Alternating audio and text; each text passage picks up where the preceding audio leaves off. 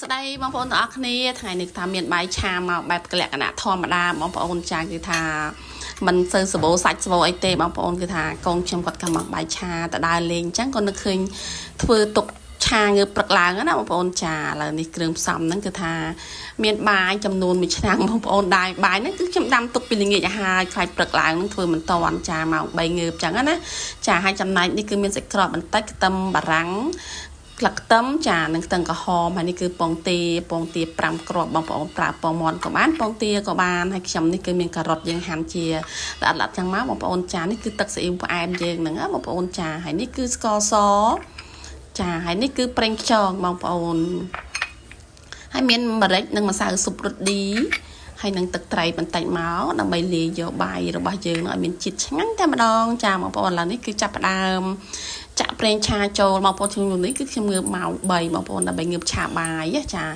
គឺថាយើងដើរលេងនៅអីចឹងយើងឆាប់បានងើបចឹងទៅធ្វើម្ហូបធ្វើអីហើយគឺខ្ញុំចាប់ផ្ដើមចេញទៅម៉ោង4បងប្អូនចាគឺថារៀងយប់បន្តិចតែពេលដែលយើងចេញទៅគឺត្រជាក់មែនតើហើយយើងធ្វើម្ហូបធ្វើអីនឹងអង្គុយហូបតាមផ្លូវចឹងទៅបងប្អូនចាគឺធ្វើអត់សូវចុះលុយចុះអីទេបន្ទាប់ពីខ្ញុំឆាខ្ទឹមដួសទុកមួយឡែកហើយឥឡូវខ្ញុំក៏មកឆាសាច់ក្រកម្ដងបងប្អូនចាយើងឆាអញ្ចឹងយើងដួសទុកណាបងប្អូនសាច់ក្រកនឹងពេលដែលយើងឆាអត់យកមកឆាសំខាន់យើងយកទៅឆាគឺទៅឆ្ងាញ់អញ្ចឹងបងប្អូនធ្វើដូចខ្ញុំមកយើងឆាឲ្យរៀងក្រហមក្រៀមអញ្ចឹងហើយចាយើងដួសទុកមកបងប្អូនហើយសាច់ក្រកហ្នឹងគឺឆ្ងាញ់ណាបងប្អូនសាច់ក្រកធម្មជាតិយើងគឺបងប្អូនអ្នកលក់សាច់ជ្រូកគាត់ធ្វើខ្លួនឯង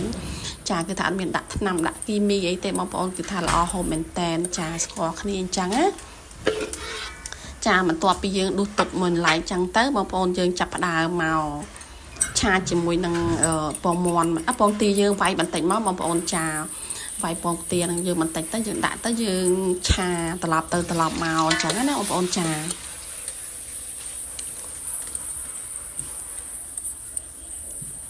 ហ្នឹងហើយបងប្អូនយើងពងទាបងប្អូនចង់ឆាជៀនហើយយកមកហាន់ឆាក៏បានចំណែកខ្ញុំគឺខ្ញុំចូលចិត្តឆាអញ្ចឹងបងប្អូនចាយើងឆាត្រឡប់ទៅត្រឡប់មកឆាទៅឆាមកឲ្យសាច់ពងទារបស់យើងនឹងបែកចឹងណាបងប្អូនចាបើសិនជាឆាអត់សូវបែកទេពេលយើងយកមកឆាជាមួយបាយក៏អត់សូវឆ្ងាញ់តែអញ្ចឹងបងប្អូនធ្វើមកឆាឲ្យពងទារបស់យើងនឹងគឺថាម៉ត់កាន់តែល្អគឺឆាបាយកាន់តែឆ្ងាញ់អញ្ចឹងណាបងប្អូនចាយើងកូរច្បល់រហូតតតែពងទារបស់យើងគឺថាឡើងម៉ត់ល្អមែនតែនអញ្ចឹងណាបងប្អូនចានេះបងប្អូនគឺថារៀងម៉ត់បន្តិចហើយចាមិនសូវជាដុំធំហ្នឹងចាបងប្អូនធ្វើដូចខ្ញុំចឹងមកចាហើយយើងថែមជាមួយនឹងខ្ទឹមបំពងកាពិតខ្ទឹមបំពងយើងបំពងហើយយើងដួសទឹកមួយឡែកសិនណាបងប្អូនចាហើយយើងប្រើប្រេងឆារៀងចានដែរព្រោះឲ្យឆាបាយបើសិនជាយើងដាក់ប្រេងឆាអត់សូវចានទេវារីស្ងួតអញ្ចឹងខ្ញុំប្រើប្រេងឆាយើងឆាបន្តិចបងប្អូនពេលយើងបំពងខ្ទឹមហ្នឹងចាយើងថែមថយគ្រឿងតាមហ្នឹងមកយើងដាក់ស្ករសយើងឆាជាមួយនឹងពងទាអញ្ចឹងបងប្អូនពេលដែលយើងឆាជាមួយពងទាអញ្ចឹងយើងចេញជាតិដល់ពេលយើងដាក់បាយមកគឺឆ្ងាញ់តែម្ដងទឹកត្រីបន្តិចមកយើងស្មានបាយយើងគ្រឿងក្រៅរបស់យើងអញ្ចឹងណាបងប្អូនចាហើយនឹងប្រេងខ្យងហ្នឹងបន្តិចមកដែរយើងឆាទៅឆាមករហូតអញ្ចឹងបងប្អូនចាហើយថែមជាមួយនឹងម្សៅស៊ុបឌីនិងម្រេចមកបងប្អូនចាបើសិនជាបងប្អូនមានគ្រឿងសមុទ្រមានអីបងប្អូនអាចថែមថយតាមនឹងទៀតអញ្ចឹងណាចាចំណែកខ្ញុំហ្នឹងគឺថាអត់មានទេព្រោះអីល្ងាចឡើងហ្នឹងមានគម្រោងតដើរលេងអញ្ចឹងទៅកូនក៏ថាម៉ាក់ចង់ញ៉ាំបាយឆាអញ្ចឹងទៅក៏ធ្វើគ្រឿងទុកពីល្ងាចឲ្យហើយទៅបងប្អូនចាពេលដែលយើងងើបមកយើងឆាចង់លឿនណាបងប្អូនចាហើយគឺថាពេលដែលយើងឆាហើយពេលយើងតដើរលេងអញ្ចឹងឈប់ញ៉ាំជុំគ្រូសាអីសប្បាយបងប្អូនចាហើយឆ្ងាញ់ទៀតហើយក៏កាត់បន្ថយគឺថាមិនសូវចុះលុយច្រើនបើយើងខ្ញុំឯណាបងប្អូនពេលខ្ញុំដើរលេងគឺខ្ញុំចូលចិត្តញ៉ាំតែពេលព្រឹកទេពេលថ្ងៃពេលល្ងាចអីគឺញ៉ាំហូបខ្លួនឯងស្គួរទៅអញ្ចឹងទៅបងប្អូនចាហើយបានជុំគ្នាសប្បាយអញ្ចឹងណាចាយើងថែមថយតាមហ្នឹងមកបងប្អូនចាមានខ្ទឹមបារាំងបន្តិចមកការ៉ុតមកចាហើយនឹងខ្ទឹមក្រហមអញ្ចឹងណាបងប្អូនចាហើយនេះសាច់ក្រកអីហ្នឹងយើងចាក់ចូលគ្នាអស់ហើយចាំយើងថែមចាក់បាយចូលលើកក្រោយគេបងប្អូនចាធ្វើអញ្ចឹងឆាបាយអញ្ចឹងឆ្ងាញ់ណាបងប្អូនចាហើយខ្ញុំសូមអរគុណបងប្អូនទាំងអស់គ្នាដែលបានចូលមើលវីដេអូនៅក្នុង YouTube របស់នាងខ្ញុំដែលមានឈ្មោះថាសាភ័ណ្ឌម្ហូបឆ្ងាញ់អញ្ចឹងណាបងប្អូនពេញចិត្តវីដេអូរបស់នាងខ្ញុំបងប្អូនកុំភ្លេចជួយចុចសញ្ញាកណ្ដឹងនិងជួយ like ជួយ share ម្នាក់មួយផងណាបងប្អូនដើម្បីទទួលបានវីដេអូថ្មីៗទៀតចាគឺថាធ្វើម្ហូបបែបធម្មតាតែទទួលបានមកឆ្ងាញ់មែនតើបងប្អូនចាឥឡូវហ្នឹងគឺថាបាយហ្នឹងយើងសម្បាច់ឲ្យម៉ត់សិនណាបងប្អូនចាំយកមកឆាចាបើសិនជាបាយយើងឆានឹងអត់សូវម៉ត់ល្អទេក៏ឆាតែអត់សូវឆ្ងាញ់ដែរបងប្អូនចាឲ្យមើលទៅនៅយ៉ាងដុំអីយើង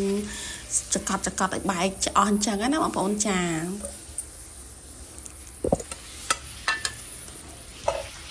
ថ្ងៃហ្នឹងគឺថាពេលដែលយើងបងប្អូនខ្ញុំទេបងប្អូនចាឲ្យតែពេលដើរលេងម្ដងគឺថារវល់បនទានអីហ្នឹងគឺថា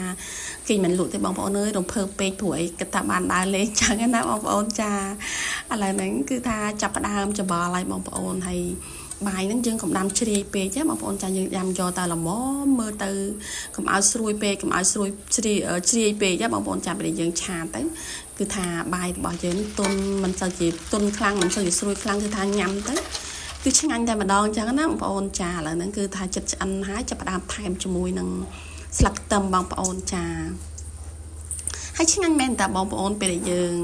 ឆាហើយអញ្ចឹងទៅយើងដួសដាក់ប្រអប់ដួសអីអញ្ចឹងណាបងប្អូនចាពេលទៅដល់កន្លែង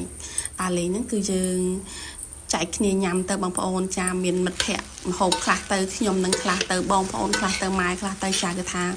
បានច្រើនមុខមែនតែនចាបងប្អូនអ្នកខ្លះគាត់ចូលចិត្តញ៉ាំបាយឆាក៏ញ៉ាំអញ្ចឹងទៅគាត់អ្នកខ្លះហ្នឹងគឺចូលចិត្តបាយសអញ្ចឹងក៏តាមនឹងអញ្ចឹងណាបងប្អូនចាខ្ញុំគ្រូសាខ្ញុំនឹងទៅពេលដើរលេងម្ដងគឺថាមានម្ហូបអាហាររៀបចំទុកដាក់រួចជាស្រេចបងប្អូនអើយគឺថាមានទាំងចិញ្ច្រាំប្រហុកមានទាំងចិញ្ច្រាំផ្អកមានពងទាសាបពងទាប្រៃអីត្រីងៀតត្រីឆ្អើអីចាបុកល្ងបុកអីហ្នឹងគឺថាមានគ្រប់សពទាំងអស់បងប្អូនចាគ្រាន់តែយើងចង់ញ៉ាំហូបថ្មីយើងទិញថែមខ្លះមកបងប្អូនមានត្រីមានមាន់អីយើងក៏មកបានហូបយើងមានខ្លះអីចឹងណាបងប្អូនចា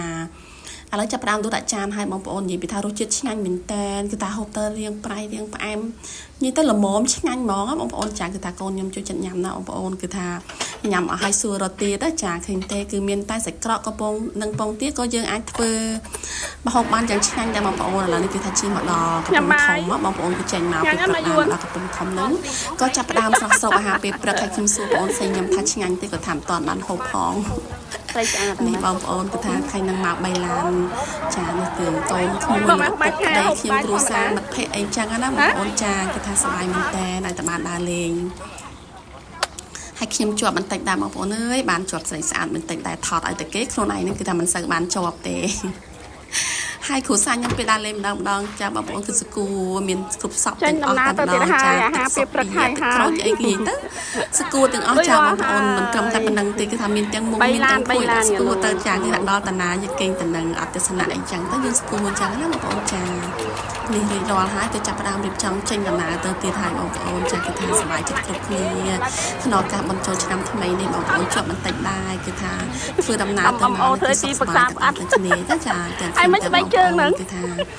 ខ្ញុំទៅសៀមរាបបងប្អូនចាចេញពីសៀមរាបមកគឺថាប្រញាប់តែគេងតែមួយយប់ទេបងប្អូនព្រោះអីរវល់ស្អែកឡើងមាន